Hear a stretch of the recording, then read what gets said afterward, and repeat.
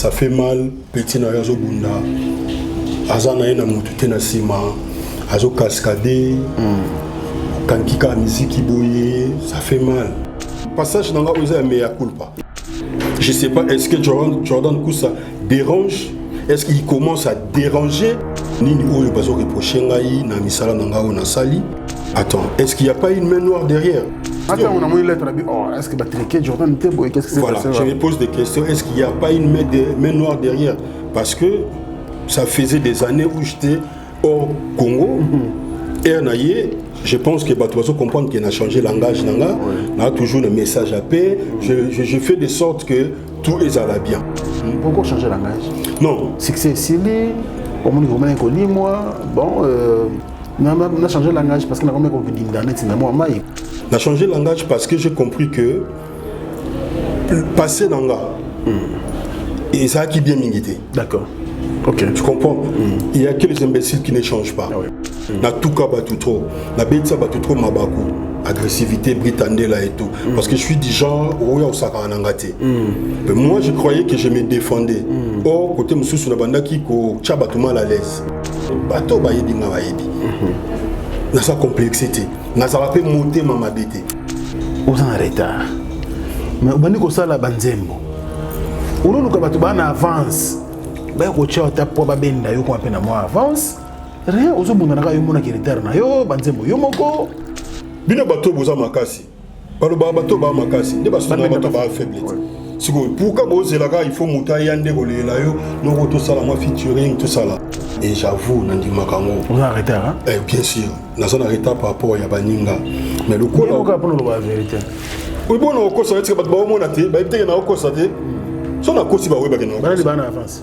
Ba to na avance. Ba Fali, ba Ferré, ba héritier. Même pour toi ba jeune frère na biso ba Inos, ba Gez Mawete ba en avance. Je sais ce que je vaux, je sais ce que je suis capable.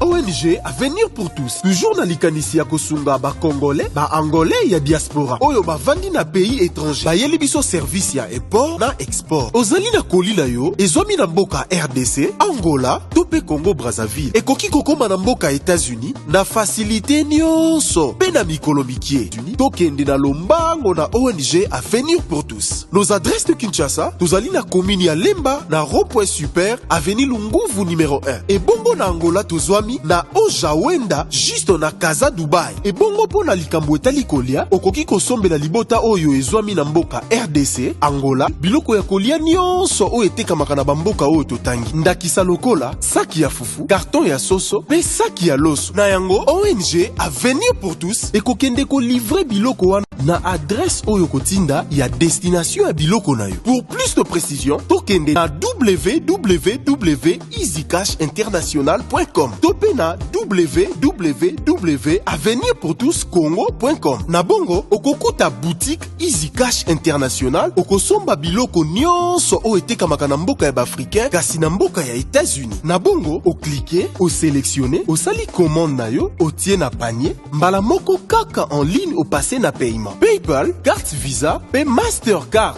Aussi lisi ko futa, ONG Avenir pour tous et ko livrer commande na yo na ba ville nyonso ya mboka États-Unis. Pona Congo Kinshasa, pe Angola, livraison ezali rapide. www.avenirpourtouscongo.org. Okukuta note technique, o créer compte na yo, pona ko sala transfert na ba mboka lokola RDC, Angola. Après ko créer compte na yo, o se connecter, o tie ba info na yo, o tie pe ba info ya bénéficiaire. Après, au passé na paiement, toujours en ligne. Pour plus de informations, Bengana, plus 1 85 98 88 45 43. Topé plus 243 90 67 11 067. Topé na plus 243 81 37 47 535. Et bongo pona ko retirer mbongo na yo na Angola, okokuta biso na Ojawenda, Casa Dubai, to na Kalemba de, pe na bisika nyonso na Angola. Na Kinshasa, tozali na commune ya Lemba, avenue Lunguvu, numéro 1, juste na rond-point super.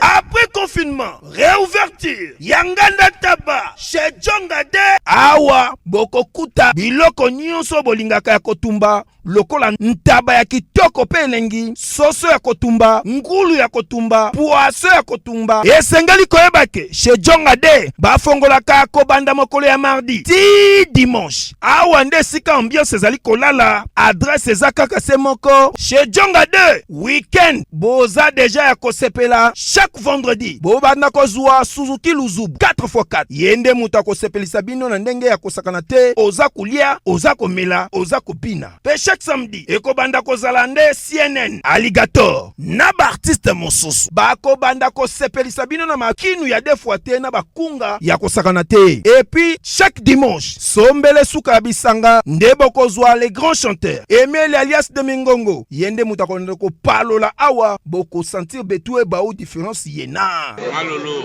Oui, frère, Babi Djonga. La Congolia. Futur. Hein? Nous te recevons la 50 boîtes. La Katakin, c'est Djongaske. Chez Djonga. Soki olingo sala ba réservation, obengi na ba numéro oyo. Pe bako servir yo joli kitoko. Chez Djongade, yango nde moboko ya ambiance na kati ya Paris. C'est naturel, soit Bana Guine, Bana Dar es Salaam, Bana Poto, Bana Mokil Mobimba, Site FM Moko, Afrique Info avec Frank Stemai, Yandankala, Twende. X-Bass, Marandura, Frank Stemai.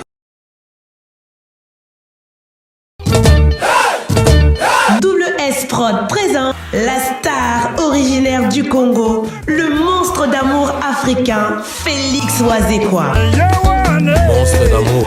Qui signe un grand retour sur la scène européenne après 10 ans d'absence.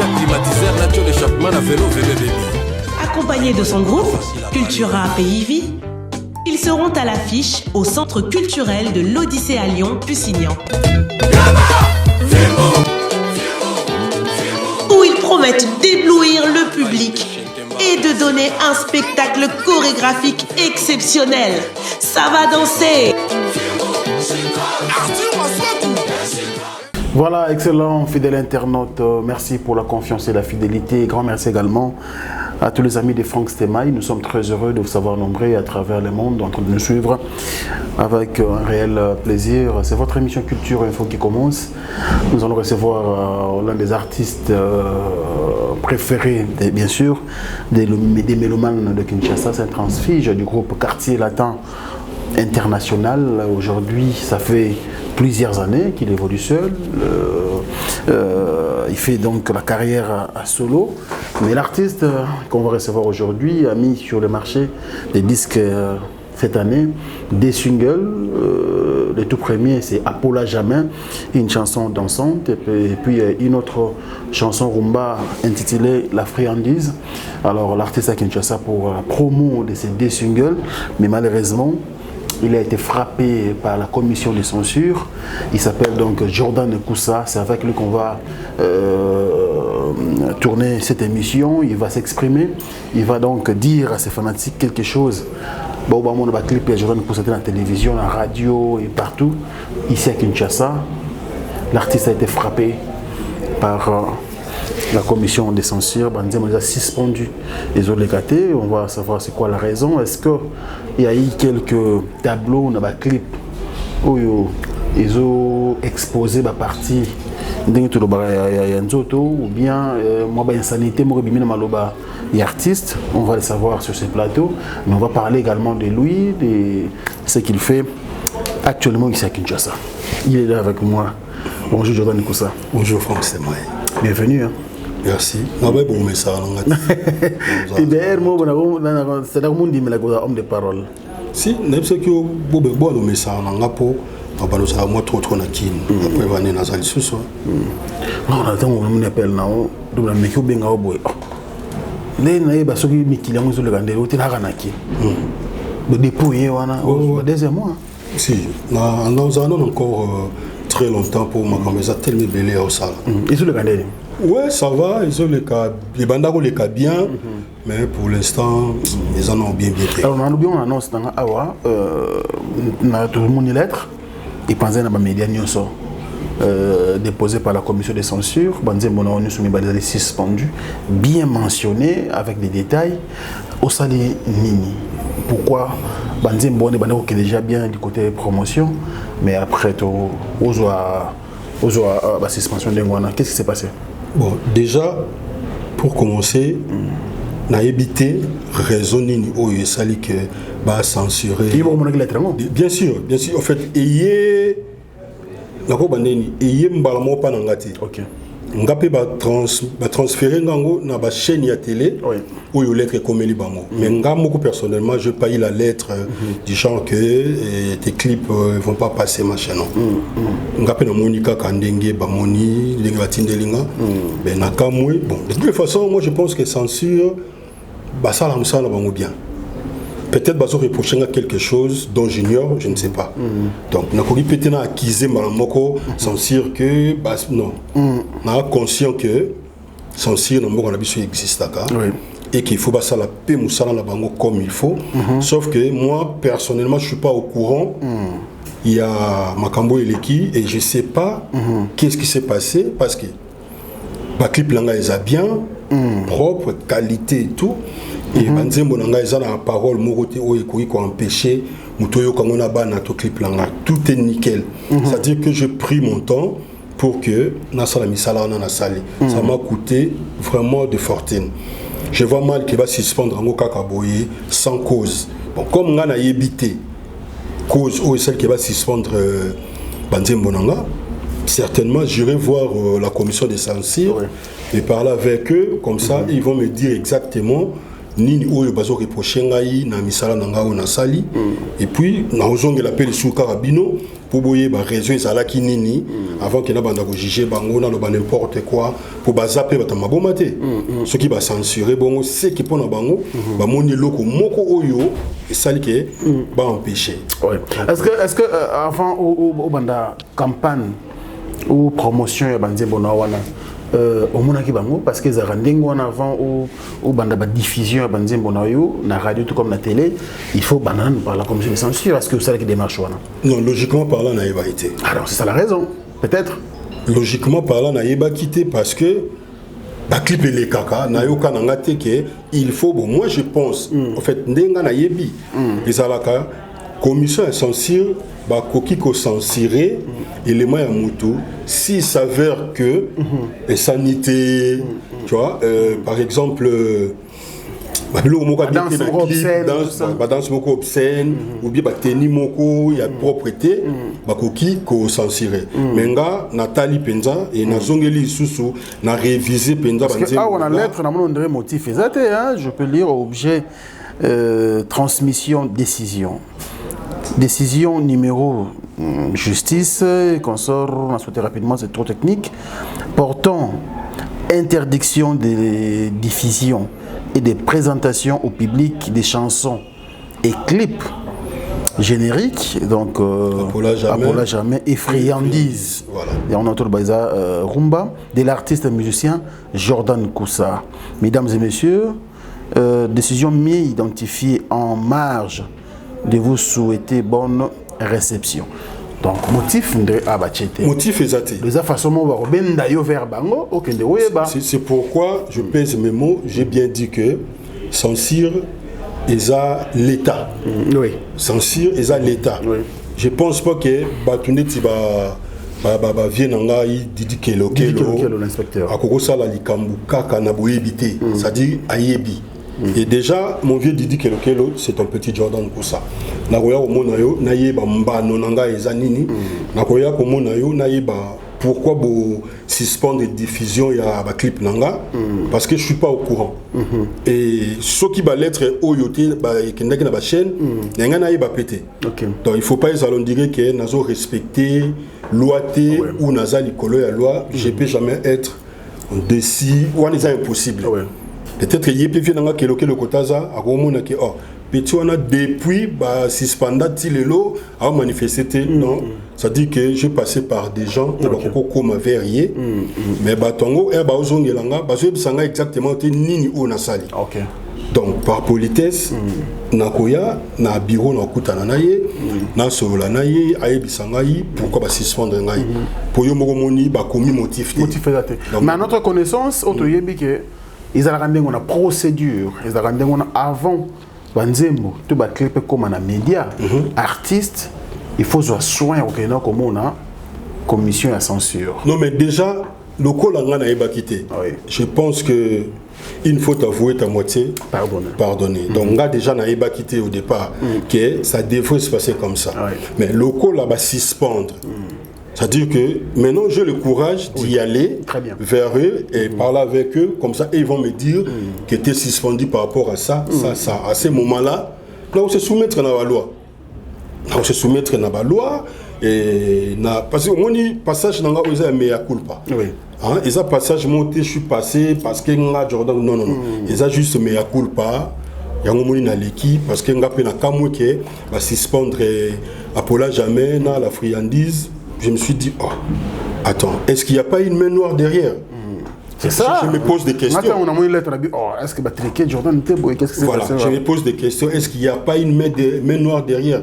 Parce que ça faisait des années où j'étais hors Congo. Et je pense que tu dois comprendre qu'il a changé le langage. On a toujours un message à paix. Je fais de sorte que tout est à la bien. Je ne provoque pas quelqu'un, pas de clash. Sans vous couper la parole, pourquoi changer le langage? Non. Succès Sili, au monde de moi, bon, on a changé le langage parce qu'on a combien d'internet, c'est non, non, c'est vrai. Succès Sili, succès Sili, la somme Moutakufi. Et la zone rassurée, vous pouvez s'engager quelques temps, vous pouvez c'est-à-dire que ma place, je veux récupérer ma place avec force. Mais pourquoi changer le langage? On a changé le langage parce que j'ai compris que passer dans le et ça qui bien mingité. D'accord. Ok. Tu comprends? Il y a que les imbéciles qui ne changent pas. Passer dans le ça qui bien été. Na tout cas battu trop. Na bête ça battu trop mabaku.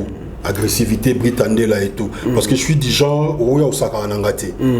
Moi je croyais que je me défendais. Or côté monsieur sur la bande qui ko tchabatuma à l'aise. Et pour ceux qui pensaient à l'époque que bande ko tindayo. Ça c'est vrai, j'ai déjà parlé de ça que Jordan Nkoussa étant responsable que je suis, je ne peux pas passer à la télé ingérer, insulter les gens, non. Malgré ça là qui a malgré parce que j'étais là où on me payait. Ah ouais. Tu vois, je travaillais quelque part où on me payait, on me faisait voyager, donc j'étais obligé. Il y a ça dans ma camona bandaï kosal. Mais Jordan Nkoussa tel que je suis, je me vois mal que là passer à la télé, là je ne peux jamais le faire. La preuve ça fait des années na sala ngote, mais na sala ba émission. Ça dit que na zonge la Congo pour tu vas comprendre que il y a un moment, tu sais. Quand je suis dans le quartier latin, moi aussi n'a pas l'été. Moi n'a été l'oroté. Carrière dans le quartier latin, moi aussi n'a pas l'été. Je vivais avec mes petits frères, neveux et tout et tout. Moi, jeunesse ou anapé. Et ben dans ça là qui est, dans ça n'importe quoi. Moi jeunesse. Mais au fur et à mesure, dans le là tu vois. Un de moi dans chez mes parents, un jour quitté chez mes parents, au coup pour foutre la moi studio un jour comme chambre salon machin. Pareil Kenga. C'est-à-dire quartier latin, c'était notre maison où moi tu as un mètre carré na olala trop ignorant côté. Mais c'est de là ne créer là un conflit belé na batu ou personnellement boy na ça problème na mututé mais musique et créer là un problème. Est-ce que dois-je continuer à vivre comme ça? Est-ce que ce genre de clash, de polémique, machin, est-ce que ça m'avance? Si ça ne me fait pas avancer, à quoi bon de continuer? Tu comprends? Très bien. Et ça, juste conscience. Je me suis dit, écoute, Jordan Nkoussa, tu n'es pas le Jordan Nkoussa d'hier. Le Jordan Nkoussa d'aujourd'hui est responsable. Montre aux gens qui tu es exactement. Parce qu'il ne faut pas que tu continues à faire des étiquettes, tu vas comme si ma bête toi mokili salanga, comme si teti a mokili salanga. Non. Nako maka teti si quelqu'un me provoque. Mais si quelqu'un ne me provoque pas, du moins que je peux passer à la télé, commencer à parler n'importe quoi des gens, mais par mon plus c'est loco, tu vas comprendre que Jordan Koussa, au fait, Chris, c'est celui-ci. Parce que Nazan a marqué belé au fond de l'accent à bateau. Ma capacité d'engager dans niveau ndolé parce que la preuve année que bateau belé et bateau que banté moulé la friandise bateau comme oh Jordan a yem bagala niveau. C'est toi pour là jamais au kamusanga niveau chorégraphie est-ce que moto au kamaramboyo. C'est à dire que qui n'a pas na souka non mais être dans le quartier latin c'est nous qui faisions des chorégraphies. Mais après moment tout le monde a foutu na robina makasi ne voilà. Parce que Nazaki il sous-souté. Nazaki il sous-souté. Mais maintenant je suis là. Je ne sais pas, est-ce que Jordan Koussa dérange? Est-ce qu'il commence à déranger pour nous rejoindre la lettre et à sensible? Je ne sais pas. C'est pourquoi je me pose des questions. Ça vous décourage? Non, parce que je suis vitesse, ça m'encourage. On dirait casser moi il ça m'encourage. J'ai compris que je vaux dans ces pays. J'ai compris que je suis un grand dans ces pays. Je ne suis pas ignorant et je ne suis pas quelqu'un qui peut passer à la route inaperçu. Je suis Jordan Koussa. C'est-à-dire qu'on ne peut que suspendre quelque chose qui est bon et quelque chose de quelqu'un qui est grand et meilleur. Je suis meilleur, on m'a suspendu, j'ai compris. Donc tout ce que moi je peux faire, c'est aller vers la commission de censure, me plaider et voir avec eux s'il y a quelque chose qui n'allait pas et ils vont me dire, du coup, on s'est conformé à la loi pour que le clip la koleka comme il fallait. Vraiment, je suis désolé. Et puis, na kamwe quoi. Qui va suspendre le clip pendant que la procédure il fallait suivre. Mais mon colo baoye bisanga que non, tu as été suspendu par rapport à ça. Non, pas non. C'était mindeni na monao. Il fallait expliquer sur le public que on m'a dit ceci par rapport à suspension, il y a un clip nanga et c'est arrangé. L'être par exemple, yango ils ont prouvé que je suis maintenant conformément à la loi pour que mes clips passent à la télé. Il n'y a pas de souci. Très bien. Alors, c'est un souhait pour nous tous.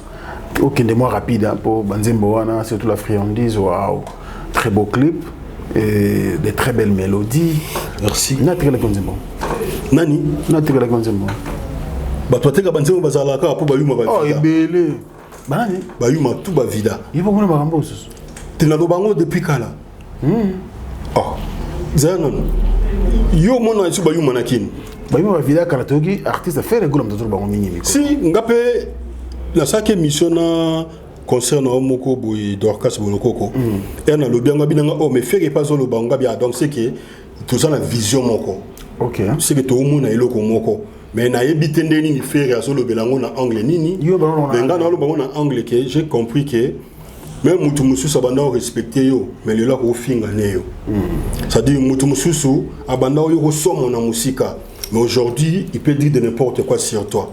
Et naïe qu'on va dans le sous à comprendre que mutu morote a olinga amononde kinga na leki yango mona sala titre apola jamais. Apola jamais. Moni oui. Yango apola jamais ça veut dire bayuma bazala al sauter. Mutu moko alinga polate, mutu morote a uta na vie à passer, léona ki chassa. Mutu uta na vie à passer ate. Ba tutu ba uta na vie à danger. Mutu moko galera na ki chassa azate. Ba tutu bazaka à danger. Ça dit que okoyi kotalisa mutu kala na été. Bobebani. Kasi ba bazali soutien. Mais otalisa mutu kala na yemo yebi kala na été pour otalisa. Non, moi netinga, j'ai toujours dit que moi mon père fit quelqu'un. À l'époque, Kalaka. Mon père fit un Kalaka. Mon père travaillait dans le gouvernement. Père n'a pas dans le parlement. Tu comprends? Mais elle a Koufi. Mère n'a pas de bélo, il faut beaucoup là.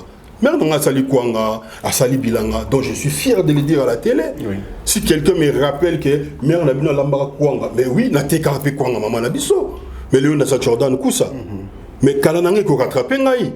Mais avant Kalawana, il fait ça na ba vie o ba viva qui avant pour ba expliquer ba touté. Moni Koussa na bozomona noble.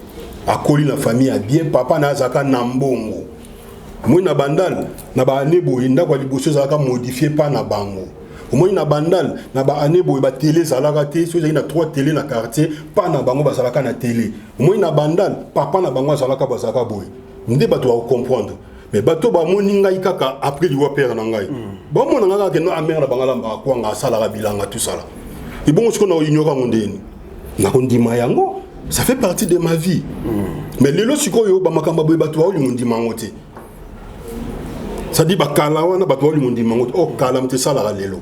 Mais pourquoi bato ba komi bongo? Pour les autres qualifier on nini? Kiminene. OK. Ça kiminene. Ça veut dire que mutu mususu pa kana te ka ozwa na vie azui. Ça veut dire qu'il faut kembisa sikoyo ba bato na ba o ba vivana il faut kembisa bango pour ya azui angala ka bato ya danger. Et ça complexe na bolo ba on a terme simple. Et ça complexe parce que nga ndo moni nga boye éducation de base on a chez biso na continuer à marge en tilelo.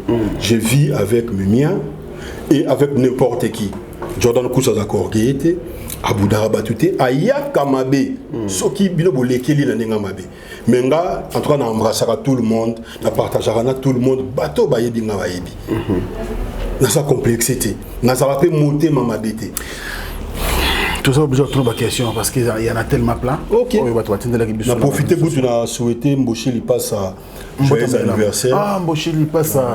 Botama est là, mon avec un concert moko pour fêter. Ouais, dimanche, avec dimanche. Et ça allait très bien. Vraiment très bien. Ça la vidéo, pour la vidéo. Dans cette vidéo, il fallait naïa kutu. Mais quand le corona ou abaye les anto causé des parce que n'a rassuré l'habillé. Mais au commis boé, il fallait bakambo compliqué comme tellement. Et dit c'est la li. Aïe aïe, où ça la blague té. Bon, mon frère Mboshi lui passe ça. I'm so sorry, you know. Excuse-moi, ton frère, Nazala qui vraiment a besoin de Nazalawana. Mais compte tenu à Belé, PC, tout ça là, et ça les Kenya y a été mais bientôt tout coup dans la biso. Donc au bas de la biso pango, il n'y a pas de souci. Très bien, merci. Il y a que nous pas sur le taquet. Nani. Pour faire l'omidé. Pour y peser qui avant Boshi les passe. Tout le monde vidéo. En tout cas, n'a pas été. Oui, bah été. N'a pas été. Profitez peu. Joyeux anniversaire le Rambo Quadra Koraman via Totoroba et merci encore une fois au Sala que Bisso Jordan Kousalelo Toye Banaboy. Merci. Très bien, c'est reconnaissant. C'est très reconnaissant ça. Alors, qu'est-ce que vous avez dit sur la émission de Sala? C'est la question que vous avez posée. Non, la question que vous avez. Si pour des fois. Non, non, c'est pas la langue parce que. Ils ont raté dans l'émission. Yo so comment réfléchir question moko c'est que lo moko il y a bien. C'est simple. Ah, ce que c'est simple, ça va. Mais on va y aller. Non, on a bangité pour nous a besoin de poser une question oyo, na koki ko belisalité ma bateau yo, ba olinga Jordan Kousa lelo. O ba comprendre que aligner les polémiques té, alinga ça bien na batu nyonso. Ces gens-là on a na bango besoin. Yo idenga na plateau na yo. Vous posez une question concernant mon idée. Il faut que bateau nous pardon. Non, dans le idenga na plateau na yo c'est mai. Vous posez une question à Moutouté, ou tout n'anga makambunanga. Comme ça, et vous allez bien. Merci. C'est gentil. Question de notre ayomoko. Les Kambounini. Merci. Mais c'est pas nous qui avons la vérité. Yo c'est kaka mais on y attend. Agressivité finale. C'est moi. Hermoga yaga. De temps en temps. Mais mon natira moto hein. Natira moto. Ou donc on dit sango mais donc il était. Na bundara nango ya dégâts. Ah. Les anabatu mususu on a lobby n'importe quoi. Au senti penda kati wane lingea comment il se calme-toi. Je n'ai pas besoin de ça. Tais-toi. Ça dit agressivité ça biso mais question simple ma belle un colo. On a vu le kinga la bateau je sais quand même on n'y attend moins le même ça là on a plus ma ramnanga c'est bien sûr c'est important au lieu que non on a pas besoin de polémique de combat battu tout ça là tout le bika ma ramnanga et puis voilà quoi. Est-ce que Jordan il y a d'après quartier latin dans au côté quartier latin question je crois nous doit tenir un respect au solaire. Comme on espère en Belgique. Spérosol. Spérosol. Spérosol. Solé. Ok. Spérosol, salam. Vous allez dans une chasse à Kalaté. Elle n'a pas trop. Merci. Elle n'a pas trop. Mais il a présidé à orphelin kaka. Parce que nous avons orphelin. Père n'a pas d'aide. Et nous avons d'ambout. Oh. Équipe à. Il faut de père et de mère. Tété. Wana. Président Spéro. Président Spéro. Wana au salafo. Orphelin que ça a des pères et des mères. Attends moi na moko ko fait les parents moko azaka ko orphelin to orphelin. Voilà ndeti ngape bona ko fait la père na za orphelin. Donc la rappel atanga yi. De côté de quand le eboé. Émission de côté à bateau pour à sa liste.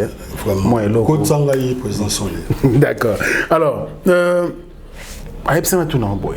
Jordan Kousa jeune orchestre beta to yebi déjà ils ont son secret to yebi ça sont mal belé mais je donne que ça il y a quartier latin avant quand Tanzanie après quartier latin est-ce qu'il y avait un orchestre au bana équipé ko ba nana latino makambo pe eza bien nazana rambo tout aussi on est na biso monde entier mais après latino faut mon mouvement tout mouvement ils ont orchestre ni ceux qui bana quand orchestre mo après quartier latin non mais pour être sincère nanga la pensée qui quartier latin et même à la retraite.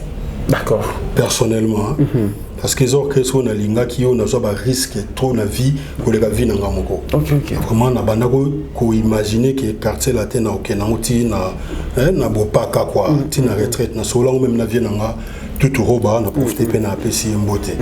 Na pensée été qu'après quartier latin na qui ne orchestre moko quelconque. Pour le monde qui déjà grandeur ya mopao, soko za déjà na mopao au lokani ni banda.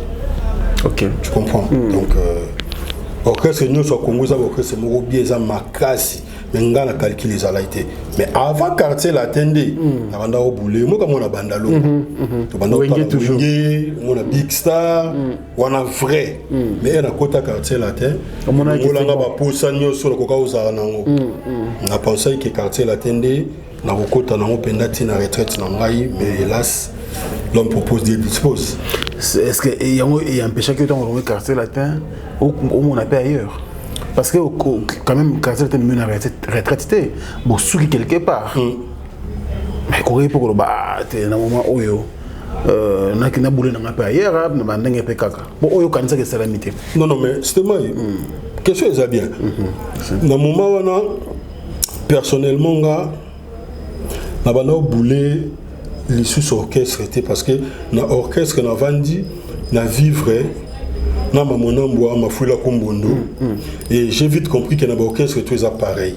Maintenant pour le respect que j'ai pas ba leader de l'orchestre mususu j'ai pas voulu à ce que la route na quartier latin na longwe exemple na maison mère simbité na vientone na longwe na pas vient na GB pia na simbité na longwe na ke pas vient na Marie Paul simbité na longwe na ke pas vient na S grave foisé que simbité na longwe na ke pas présent José simbité na longwe après baba yimta amabe donc il d'avoir le mal de loin donc on a préféré qui na bunda na nzela on a bunda côté na mona ke moi ba ambiche moi nini toi na tangi ba vie na ngai toi tu penses que ba vie na ngai na moko so na bengi bango ke na na difficulté ba ko tendre na la mete si je préfère tous dans la relation boyer il y a bien na bango nyoso ke na l'éducation na bokese na bango mabe kota après tu as vu fonctionnement de l'Ingalaka parce que chaque orchestre c'est vrai depuis un certain moment ceux qui ont le mois sali maranzela nae et ça leur bien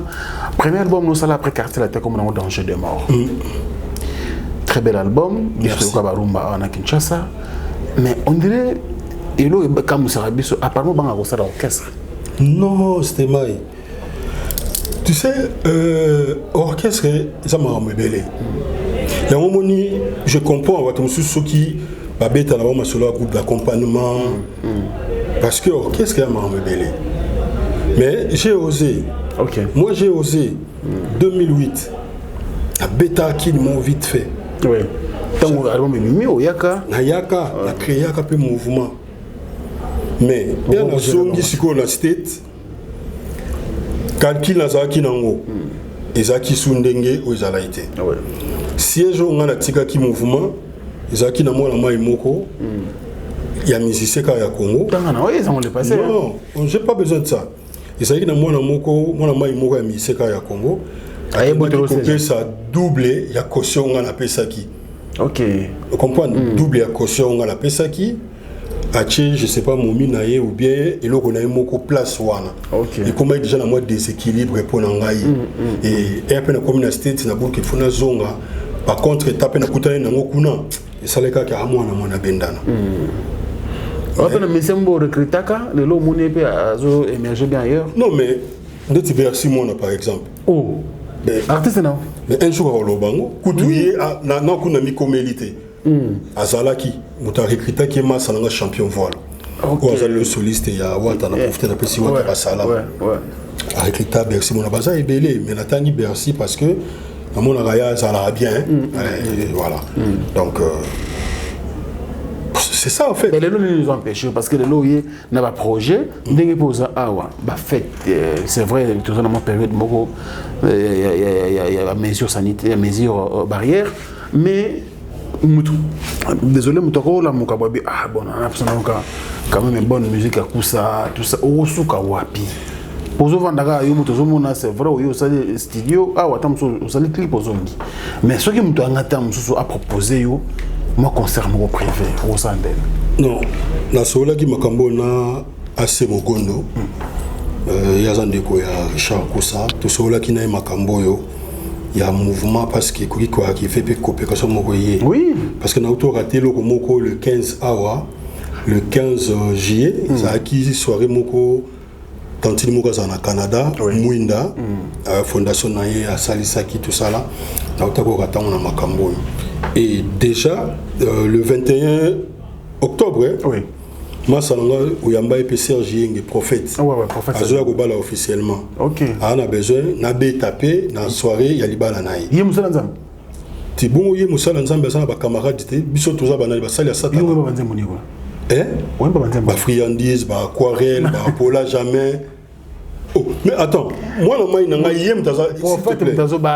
suis un prophète. Est-ce que tu es un prophète? Oui, bien là comme si il fallait tout le baka hypocrisie. Il y a ce qu'on a hypocrite. Il y a des gens qui comprennent des idées naïe et ça mariage naïe. Mais il faut que tu sois à l'aise. C'est-à-dire mutu oyo amela masanga. Pourquoi amela masanga te? Pour attention pour pimeler masanga awa. À quoi code ça peut à gagner naïe à amela système. Il y a ce qu'on a lingi batu bas à l'aise. OK. C'est-à-dire que Jordan Koussa roya penda abeti ba aquarelle, abeti ba friandises, abeti ba biloko naïe. Bato musupi basa beti yé moko pe a omata pa yembi moni eti mona mai nanga Serge Yenge abengi singa na août le 21 si je me trompe pas octobre le 21 octobre comment obligé au salon c'est la juillet août voilà le 21 août dans le mois prochain là oui le 21 août OK des gens déjà on a lancé déjà appel il y a recrutement bateau banda émission lancer les sous bateau bayimba kana na besoin ya bateau baya omekati baya oyekolate itumbalanga na obunda na la besoin bata makasi parce que balobaka nyama makasi balanda ya sima kaka na bana na ngamo na nyama makasi so na besoin bana ngapi baza makasi na za pema obeta mbela ba musicien nyonso obozana na Congo mais ça ba musicien problématique te ko za une affaire na leader na yo oyo mupandi nanga biso za maisha te metolingi na so ba conflit bongo te ce que okabona na leader na yo en bonne et due forme boa confliter o mankaka na télé te oye pananga na ozoyo mais ceux qui osaki pas mutu moko quelconque o mankaka na télé o budaka oya na opananga te pour la ligne ba problème te mais na za besoin ba musicien batosima ba chanteur ba danseur ba danseuse parce que il faut déjà ça la clip langai il y a Jordan Koussa is back et un générique dans ça là awa on a vraiment besoin na bino adresse na zopesa na Louis Man numéro 20 à Bandal quartier Bisengo chez maire na biso et ça siège comme ça on a soutien mingi ya bana Bandal na olinga makamute bandela na Bandal wana parce que to sole même na boss Moïse Kamboudi a bisengo que Jordan président Moïse Kamboudi PDG boss Moïse Kamboudi boss ya Nikolo zo ma silence boss solo là to comprendre donc il y a bisenga que non il faut makambeza na nous na siège na Bandal comme bana Bandal ba soutenir rayo bango moko ba savourer na nous elenga bord na bango ata ere balobi manango libanda tout ça là mais to lobi te que ba musicien kaka ya Bandalo non ba musicien ya ba commune Mobimba mais ya Mobimba mais boya na Bandal na avenue Louis Man numéro 20 ba koko mabaka bazawana batandasi à Jérusalem bazawana ba koyamba bino ba tie ba pa benga numéro ni nekation il faut ba benga na numéro sur adresse Kimi par exemple. Bon, numéro on appelle ça pour numéro on a bien mais bah comme les quand même par yo oui même le numéro Franck Stemay vraiment on a besoin de bino boya to mi mama kambu parce que bientôt toujours la moussa qui chasse na ndenga bien j'ai compris que musique et église on a l'assurance trop hein cette fois-ci hein en fait oya ba kitata moko boya kayaka mais nazala na ba comme oya na ba assurance nazala na ba assez mogondo to fandaka toujours solo là bazo encourager nga ba bisinga Jordan ozamona mobali na génération de quartier latin oza parmi batali bosso à sala album promotion de Bomakio les lots sur retard par rapport à Baninga et j'avoue Nandi Makango. Vous êtes en retard, hein? Bien sûr, nous sommes en retard par rapport à Baninga. Mais le coup là. Pour la vérité. Oui, bon, on a encore ça, c'est que on a été, on a encore ça, si on a encore si bah oui, bah non. Bah les bannes avance. Bah tu vois l'avance. Bah Fali, bah Ferré, bah héritier, bah on avance. Okay. Même pour bah jeune frère Nabiso, bah Inos, bah Gez Mawete, bah on avance. Kengai. J'avoue. Okay. Mais bah il dit que on a Nyama solo. Bon quand on a comme Nyama solo. Nyama solo. Bah on a retard. Bah il dit que on a Nyama solo. Kalate era oleka toyo ka solo nae ba ibina ba mais na ça na retard j'avoue na bomba na ngate ça dit makamnanga la zolinga ngate ba lokuta wana ya kuboya kundima ka bato nga na suis moi retard et puis ça pena ya mingité mais pourquoi tant on ça biloko na yo tout à l'heure vous avez numéro de téléphone bon bon le ka parangai numéro de téléphone musicien on ça teste nga na on ça tester na on peut son numéro et on va ça tester ngai kana o faciliter on des contacts pour kutana na ba to gérer au casse pour to linga ça la orchestre ça moi je sais na yiki ba to belé pe balingaye ba linga ça la orchestre ba copé yaka tout ça azolaté surtout qu'il y a comme trop Kinshasa nous avons besoin de lui sur scène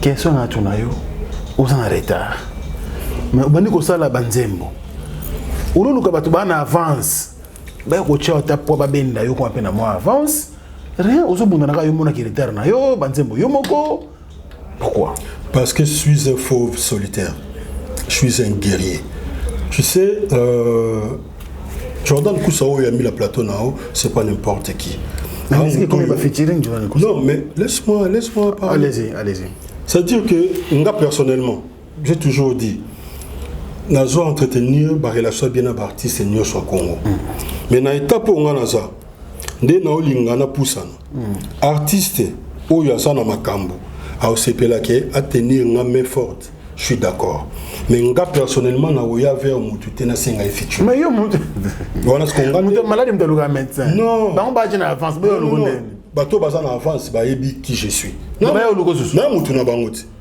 c'est un absolument mot. Toi tu penses que Yoni Mozawana, frère na mo bukola na bandal wana, pour poser moi na bandal to ko bombaka. Ma frère na ba sinki no wana de bandal zana ba seleo ba nini tout ça. On ba fly ntango 23. Ba fly, voilà, wana ba kutsa mabele. C'est-à-dire que au moni frère na mo comment position dans mon boule mais yo zana là. Peut-être ko tinda pe mutu que noni Arnold Pindo signaler fly à côté langai. Ouais. Au sali pe offre, tout ça les propositions. Ça dit mo clip fait ta mola bon. Bino bato boza makasi. Balo bato ba makasi. Ne baso na bato ba faiblesse. Siko pourquoi boze la ga il faut muta yande kolela yo no roto sala moi featuring tout ça là. Non, nga na ça na ngote. Je sais ce que je vaux, je sais ce que je suis capable. Nazo ya malembe. Et ba mo ba mona ke siko to mpena obeta na mitu bien. Peut-être moment là ba oluka tout ça featuring et comme normal. Et puis moment wana na koki quoi ce que faire mutu. Parce que n'a prouvé déjà de quoi je suis capable, hein, n'a prouvé de quoi je suis capable, bah tout va sentir que non, toi ça guerrier, ta kota où tu n'as place à commis, ah ouais, on a obéta porte chez n'importe qui, on dit ça fitiri. Force aux anangolelo, énergie au chelelo. Pourquoi toutes ces années passées au Tcharangote? Parce que je manquais de bonnes personnes derrière moi. Ok. Tu sais, je peux tout faire, comme on a toujours dit, Moussapi Moko, il me manquait des gens derrière moi où il fallait pousser de l'avant. C'est-à-dire que tu peux tout faire, mais il y a des blocages quelque part, ça dit que tu es un peu limité. Mais là, il n'y a pas de frontière, quoi. Là, je vais y aller jusqu'au bout. Rassure-toi, mon frère. Non, mais on est derrière. Je suis déterminé. Donc, na aucun. Il y a un des souvenirs aucun des bien. On a confirmé le petit frère Namoga Salaki révélation awa. Je crois que tu belé bazaki surpris que Marambwana que yum de côté quartier là-dedans. On a kérosène. Et lui c'est avec la bête à l'isolo. Voilà. Hier soka Kishasa. Talaka soka Kishasa akenda penda tipo moi na banda longo les qui nanga ya banda longo ça dit loko na ngana ibisa OK moni biso bana bandal et bandal ils a d'abord état d'esprit ya mo na ibisa bato ba futilité entre nous bandalois bato suba kota ngote poto ko finika par ko bongisa parce que biso eza unité Bambalongo za lopango moko. Bana bandal balinga komona te bana bandal bazala éparpillé na ba mauvaise idée et tout. Donc Kérosène aza mwana palais. La preuve est soka ye Kishasa akenda tina lui mana bandal wana akita la maman na biso. Ah ouais. Très bien. Et na linga ba trop asa respect. Mais na reprochara po azo éviter pe ba tout moi trop hein. Alors ba on awa bi ba kuba ina ki trop. Non. Kérosène il faut comprendre le moko aza mwana moko bato nyonso balingaka. OK. Kérosène bato nyonso balingaka ye. Mais bato ba comprendre te ba attitude na ye. Na ba façon na ye ya kozala. Moni Kérosène akoma le ngambe surtout terminé ba ko apparaître pe ngambe amsuko le kangai. Parce que bato ba comment na ba image na ye ya ndenge moko boy. OK. Mais biso bato to yebi Kérosène parce que ngape na beta na ndu le moko zaki ba ancien quartier la tête au beta ki. Ma bien yaka na aza 12. Non, aza 12 te. Et loko on a il fallait Kérosène comprendre boy. Kérosène en tant que ex ya quartier latin. Et bazo bet ba musicien ya quartier latin. Na lo ba boy po ayoka accompagner peut-être azaki ndé na idée à bien te. Ah oui. Et bazo bet ba musicien ya quartier latin. Yoza musicien ya quartier latin. Par répétition salami. Mon brigade aza ex à quartier latin. Brigade pe ayaka répétition. OK. Kérosène ayaka répétition te. D'accord. Maintenant biso bamboshi bamodogo et tout ça les stratégies d'une musique il faut et se dérouler. D'accord. Kérosène azalaïté. Maintenant Kérosène aye na salle. Biso to ba fiene c'est une tinga bodo ya na ipenza. Il fallait aya komi monisa pa na biso na bamboshi. OK. Ke ndeni bavie nazali. Bala moko changement ya boule linga epesa ma bon ndeti ke waza nini faut bana ba générique we beta eloko boy. Kérosène tiko ami bombi. Ça que to yeba. Les fanatiques à belelaki. Non. Ali kinanga. Ndena olo ba kota vandi soka zo kengo mabele lo longola makantsona na mutu na. Côté Kérosène aza ngana za mabeko olekate 12 ko olekate ça impossible. Ingade ana mta ba 12 tenga linga ba 12 te. Kérosène a sikwena biso mati mbala moko na podium. OK. Et bouleversé ce qu'on va donner et comme il y a beaucoup comment est-ce qu'on obligé nini to doser pour to luka nini to créer la minute. D'accord. Mais ça a quitté qui aime sous mboshi, à linga qui mboshi te, en fait à linga qui Kérosène te, to aime sous pas favoriser brigade non. Na Kérosène na brigade balé qui na biso.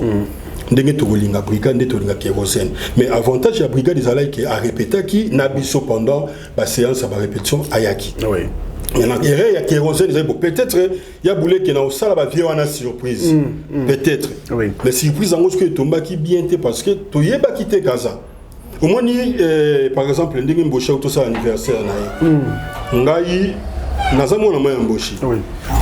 Et a bengi sibiso toya. Soki na ye. Il faut na mimoni sapa na yeke na ye. Mais soki na ye na melami na zelika mbala moko nzembo mobu na mati mbala mona bando yemba ngam na bomba ku impact na ngai. Oh il faut na zela mosha présenter ngai. OK. Que tozana Jordan okusa na salle obetele maboko. Na mati pe singa lokumu. Et reka Kérosène ça ki yangwana. Il fallait que mimoni sache biso ba vie na ye pour to yeba ke aza. Comme ça to benga ye. Comme invité Moni, parce qu'à répéter à quitter. Elle n'a pas comme invité, mais elle a podium pour ailleurs des répertoires. Oui. Donc Kérosène Kotoza vient dans ma belle en Koloyebi. Nga déjà oyebi côté nga na ba 12 les katé. Et ça qui juste est compréhension et salama. Que zongo ma bête famille sa famille. Tout linga rayo il faut ça là toujours na biso. Comprendre. Mais dit que Nicolas traversé la période d'Amabé, Bamatanga, il peut pas condoléances na yo, viens na soutenir yo. Merci beaucoup. Je pense que Kérosène de ces causes là fanatique à Kéro parce que nous appelle mingi na ebité ba Kérosène trop bande ko kasumbalé ça merci na bino bande kopé ya province na biso ya Lualaba bande ko Lualaba kasumbalé ça artiste na bino ye Jordan Kusa bientôt bomo na ngakuna na koya. Si. Voilà. Et ça va bien. Merci aussi à José Moulumba pour le soutien. Monté ma mère Nabiso Beni Penda Moulumba Barcelone depuis Birmingham. Depuis Emisanga Lisolongo, Tile Lopen Birmingham, on peut nous code yate. Rasiranga pena que non, José Moulumba Sola danger, Nazela, Tilelo. Quand tu es Moulumba, artiste, ils ont Frank Stemai, artiste, ils ont un mouvement, tout ça, on a besoin de bino, pour chaper poids, pour jeter des émotions. Très bien, merci aussi à Alain Dinamo, l'homme surprise agréable, Bogal, c'est la poche, Chirma, Djani Samba Kondi, et Espère au sol, monsieur le président, merci pour tout. Maman Nabiso Gisèle Matota, la famille reste la famille, merci pour tout. La seule première dame de Lausanne s'appelle Mercico, la maman de rue Djandi Louvo, elle n'a pas comme les autres. Monté ma vie Nabiso Gobelisha. Grand merci. On a Gobelisha, on a master grand frère, on a propre loge Mboko Maurice, à ça à Londres. Ok. Donc, nous avons vu Gobelisha, il y a ah ouais. donc, grand frère, on a propre loge Mboko Maurice, à Londres. Donc, pire vient dans Gobelisha, donc c'est la famille. Donc, ça veut dire que ça allait bien. Merci aussi à Diesola, l'ami des stars, Diesola London City. On est ensemble, Maman Dalida Zola, merci pour tout, les chapitres plein de grâce, toujours ensemble. Et puis Chico Sombele, Moteki Bilamba ya solo pe atalo na France. Chico Sombele. Chico Yoyebit. Chico Sombele. Oui bien. Oh. Ah, prêtre. Chico Sombele, deux fois. Alors, Bambote Belé, il y a Willy Mouchen également, qui est déjà à Kinshasa après un long séjour à Dijon. Il nous est revenu. Merci aussi à Ali Bola Mokonzi à Dijon. Bandikotou à Dijon, Bambote Belé Angwana. Et puis, merci pour vos soutiens, Boza. Vraiment Belé à travers le monde. Et puis, il a mis chez Zobeta, chez Djonga 2, na Outaou. Donc, tout le monde dit que avant, c'était quand on attend vous avez quand même minimisé. Ah, Benzike Banganda. Mais on te dit que le problème, c'est que dans Maramoutou, il y a toujours bateau qui s'est sacrifié pour bateau qui a bonheur. Bon, il y a un canto, grand frère propre. Bien dans les années, tout autant il y a les na bango. Les na bango il y a qui musique qui bailo amoni kokola nanga. Parce que ça Pierre grand frère nanga des affaires des bokeli donc il y a avec des affaires. Dans un coup de fil vient à CP là. C'est bien, moi je pense que l'initiative on est bien vient nanga bailo.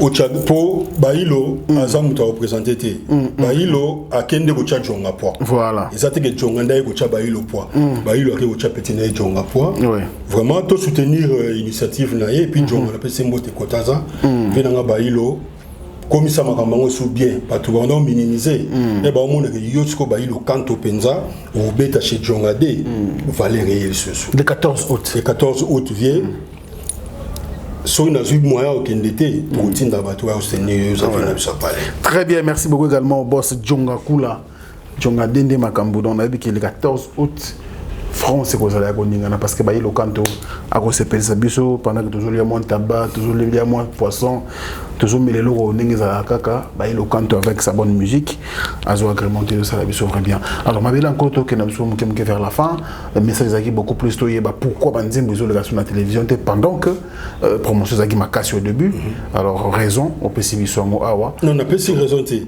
raison bah kateli biso dans ça éviter parce que ma comité raison moko bakateli yango yango na lobby vient nga didi kelo o lekino maroya ko mona yo na ibambano nga akoko juger bino par défaut non bino boza ba expert en matière c'est-à-dire ceux qui vous suspendre loko c'est que quelque chose bo moni mo mbeba alors lokola ngai na yebi mbeba ngote na koya pona solana bino commissaire à censure tous les capitaines na cour ya cassation de balobaka pour que musique nanga izonga et ça fait mal petit na yazo bunda azana ina mutu tena sima azo cascader kankika musique boye ça fait mal mais la loi est dure mais c'est la loi je suis obligé ya ko se soumettre na loi na koya ko sola na yo vient na kelo et puis na yeba nini oyo sali que pour suspendre nga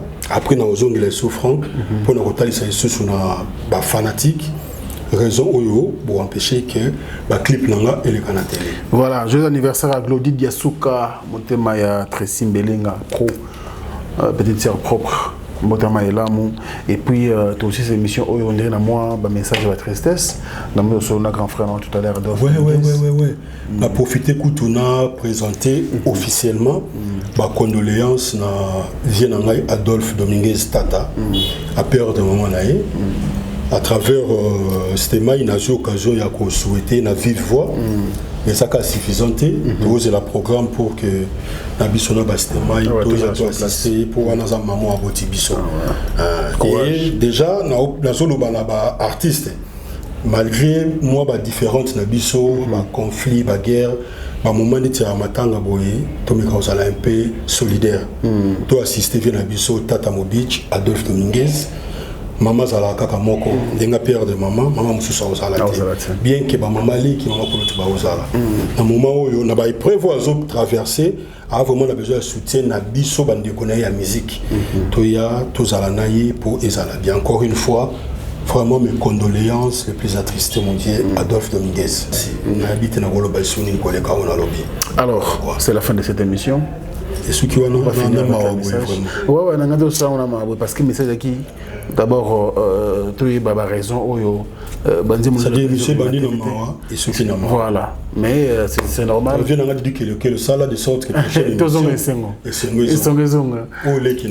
de l'ainsi va la vie l'éternel alors dernier message oui dernier message na bato balandi biso na sali émission où pour nous offenser mututé na sali émission où juste pour nous batubo comprendre que votre artiste Jordan Koussa a été censuré, c'est-à-dire pas moi mais mes œuvres, mes clips, tout ça là. Donc na sa besoin d'aller balé pourquoi moni na sali émission pour na bino bato bolinganga boye baké comme le clip passe pas à la télé pour l'instant, c'est parce que c'est censuré. Donc, on va faire des démarches pour que demain ou après-demain, les clips reprennent à passer à la télé. Il y a un message important où il y a un qui nango pour naïbi Sabino. Bato ba soutenir ngai, neti Ase Mugondo, Willy Likai, le grand Mouscador, Dédé Bokeli, Jean-Marie Boto, JP Botumbe Nzole, les Rudy Botumbe, il y a Adi Lopez. Moïse Kamboudi boss. Moïse Kamboudi. Willy Koussa. Kamboudi. Voilà. Donc Moïse Kamboudi boss. Voilà. 100% Bandalongo. On a Michel Kamboudi. Michel Kamboudi. On a petit frère, on a biso propre, il y a parlé. Tu connais ici, hein? Tu connais ici, Michel Olobara Petro. Dino Karavier. Premier ministre. Donc, Bafi Nanga Willy Koussa. Willy Likai na Zongeli Susu. Akamotine Ngana Sala. Va suspendre pour le moment et c'est un angala bino tout raisonner il faut ça là et la condoléances et puis en plus la famille a papa Nabiso cardinal Moussengo autotika biso bientôt il faut ba kondaye na pesi ba condoléances na ba famille tout on va éprouver on a yebi na on a évité ba condoléances na ba famille na bino nyonso qui met en zambeza na bino. Mais après suspension, il y a censure. Besoin de la comme d'habitude, Koyoka, la friandise, Banzemezamo et Belé. Et nous avons rappelé que d'ici là, il faut qu'il y ait Tanzanie. Là, il y a la clip, il y a un Momoko Rumba. Il faut qu'il y ait Bénin, na Reken de Bénin. Là, il y a le sous-clip Moko. Vraiment, je suis bien, quoi. Je suis bien dans ma peau. Donc, pour tous les gens qui se posaient des questions de savoir qu'est-ce qu'il est devenu Jordan Koussa, je suis de retour. Je suis vraiment de retour avec force parce qu'il y a de bonnes personnes derrière moi qui me soutiennent. Donc, je profite de l'occasion pour saluer Monsieur François depuis quelque part en France. Et puis, voilà, recrutement de Nautoloba. Batouboya pour le recrutement. La Pessimbote, la général Arikapen, colonel Bruno Mopepe, colonel Nzumba Kokila. On a vie à parler. Donc, Batoutou Linga Jordan Koussa, on a besoin de conseils Nabino, on a besoin de soutien Nabino, vraiment pour que ma bien général Faustino, na kati aéroport wana ya biso Njili. Votre artiste est là, Jordan Koussa. Merci.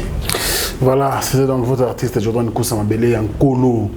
Voilà, Jordan Kousa is back. Donc, il est toujours là. Azo continue à faire l'absence Moussala Malamou. Sauf que moi, contre-temps, mais ce sera rapidement. En fait, la solution va venir rapidement parce qu'ils vont directement dans le bureau de la commission de censure pour qu'il y ait raison. Et ça va suspendre Banzembona. Et merci beaucoup. On a bien à travers le monde, surtout pour la confiance et la fidélité dans Africa Info. Merci à tous les abonnés et non abonnés. Merci aussi à l'équipe technique.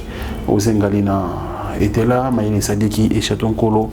Ils sont là et ils ont travaillé d'arrache-pied pour la réussite de cette émission. Moi, je vous retrouverai prochainement avec le réel plaisir.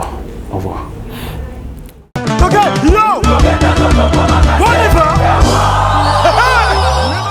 Événement. Double S Prod présente le maestro Fabregas, le Métis Noir. Livrera pour la première fois en Europe un grand concert le samedi 13 novembre 2021 à la salle prestigieuse du Double Mixte à Lyon, Villeurbanne. Accompagné de son groupe Villanova, ils promettent un spectacle immense. Mon général Kassungu, mon colonel, mon bébé. Les vents.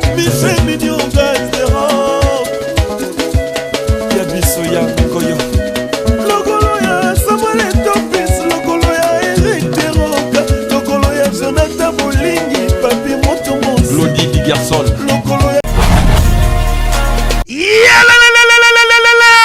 Après confinement, réouverture, Yanganda Taba, chez Djongade, Awa, Bokokuta, Biloko Nyonso Bolingaka ya Kotumba, lokola ntaba ya kitoko pe elengi, soso ya kotumba, ngulu ya kotumba, poaso ya kotumba. Esengali koyebake, chez Djongade, bafongolaka kobanda mokolo ya mardi, ti dimanche. Awa nde sika ambiance ezali kolala, adresse ezaka se moko, chez Djongade, weekend, boza deja ya kosepela, chaque vendredi, bobanda kozwa Suzuki Luzubu 4x4. Yende muta kosepelisa bino na ndenge ya kosakana te, oza kulia, oza komela, oza kopina. Pe chaque samedi, ekobanda kozala nde CNN, Alligator, na ba artiste mosusu. Bako banda kosepelisa bino na makinu ya defwa te na bakunga ya kosakana te. Et puis, chaque dimanche, sombele suka bisanga, ndebo kozwa les grands chanteurs. Emile alias de Mingongo, yende muta ko palola awa, boko sentir betue ba ou différence yena. Malolo. Oui, frère, Babi Tchonga. La Congolia. Futur. Hein? Nous t'avons la 50 boîtes. La Katakin, c'est John Masquer. Soki olingo sala ba réservation obengi na ba numéro oyo pe ba ko servir yo joli kitoko chez Djongade yango nde moboko ya ambiance na kati ya Paris. C'est naturel soit Bana Guine, Bana Dar es Salaam, Bana Poto, Bana Mokili Mobimba, CTF Moko, Afrique Info avec Franck Semaï, Kiandankala, Twende. X-Bass,